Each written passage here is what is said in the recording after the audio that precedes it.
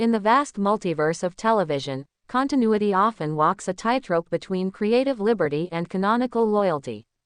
Young Sheldon, the prequel series to The Big Bang Theory, has artfully deepened our understanding of Sheldon Cooper's formative years in East Texas. Yet, with its rich gallery of new characters comes a puzzle. Why does John Sturgis, Sheldon's eccentric college physics mentor and Mima's love interest, never appear, or even get mentioned, in The Big Bang Theory? On the surface, this could be dismissed as a simple production reality. Young Sheldon was created years after The Big Bang Theory premiered, meaning characters like Dr. John Sturgis were retroactively introduced. But for fans invested in the internal logic of these shows, that answer falls flat. Sheldon remembers practically everyone from his past. Why wouldn't he mention a man as influential and as quirky as John Sturgis? The answer may lie not in what's said, but in what isn't, what is forgotten, buried, or left unsaid by Sheldon, a character both obsessively detailed and emotionally compartmentalized. In this essay, we'll take a creative lens to this silence and examine how Dr. Sturgis's absence may reveal just as much about Sheldon Cooper as his presence did in young Sheldon. The mentor who shaped a mind. Dr. John Sturgis is one of the first adult mentors young Sheldon encounters. An MIT graduate and physics professor at East Texas Tech, he is one of the few people who can speak to Sheldon on an intellectual level. But more importantly, he's one of the first adults who treats Sheldon not as a child prodigy to be coddled or managed, but as an equal, albeit a quirky one. Their relationship is built on mutual admiration. Sturgis clearly enjoys Sheldon's inquisitiveness and raw genius, while Sheldon respects, even idolizes, Sturgis's academic credentials and eccentricities. In many ways, Sturgis is a prototype for the kind of adult Sheldon will become: brilliant, socially awkward, and deeply immersed in theoretical physics. So why does Sheldon never mention him? One possible explanation lies in the fragility of hero worship.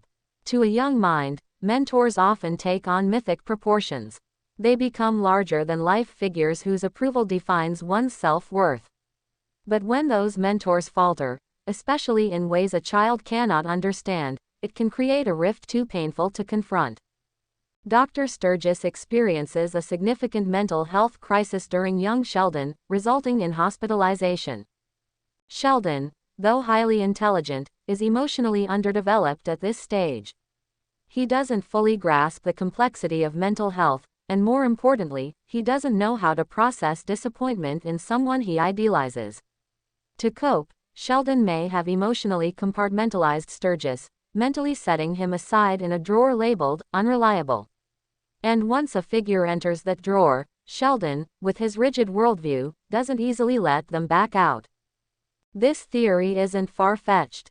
Throughout The Big Bang Theory, Sheldon is shown to have trouble with nuance, particularly when it comes to people letting him down. He often categorizes individuals as either competent or incompetent, loyal or untrustworthy. Gray areas confuse and unsettle him. Sturgis's breakdown may have challenged the flawless image Sheldon had built around him, so instead of updating that mental file, Sheldon simply discarded it. The unspoken legacy. There's a poetic irony in Sheldon's silence about Sturgis. The very eccentricities that made Sturgis such a kindred spirit, his monotone voice, literal interpretations of language, and odd social behavior, are mirrored in Sheldon himself. In fact, one could argue that Sheldon became a mosaic of his early mentors: the intellectual rigor of Sturgis, the emotional stability of Dr. Linkletter, and the grounded wisdom of Mima. Sheldon might never mention Sturgis, but the echoes of that relationship are everywhere.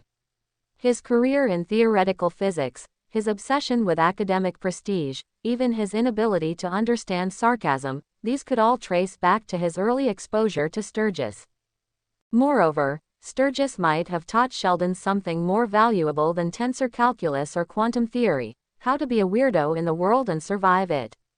By watching Sturgis live unapologetically, quirks, breakdowns, and all, Sheldon may have internalized a form of quiet permission to do the same.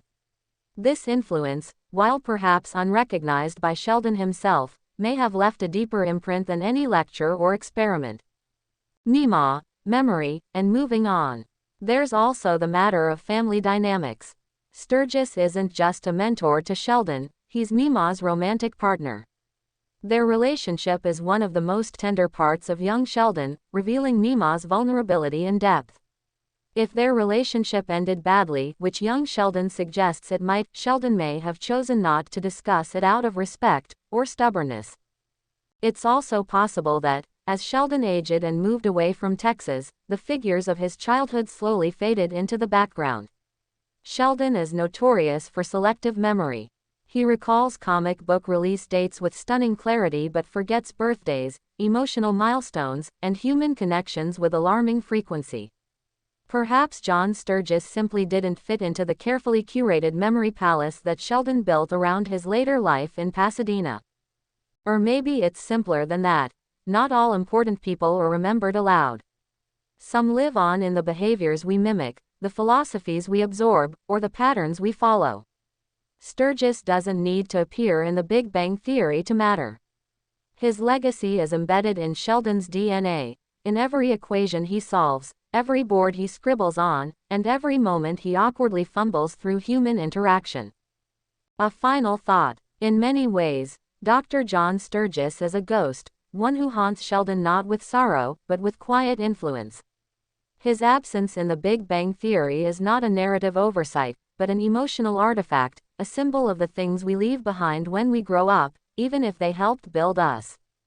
It's a beautiful, if bittersweet, truth. The people who shape us most aren't always the ones who stay in the story. Sometimes, they exist in the margins, in the subtext, in the pauses between sentences. They are the chapters we skip aloud but carry with us all the same. And maybe, just maybe, that's exactly where John Sturgis belongs. Word count: 1030. Let me know if you'd like a version tailored for video script, podcast narration, or article formatting.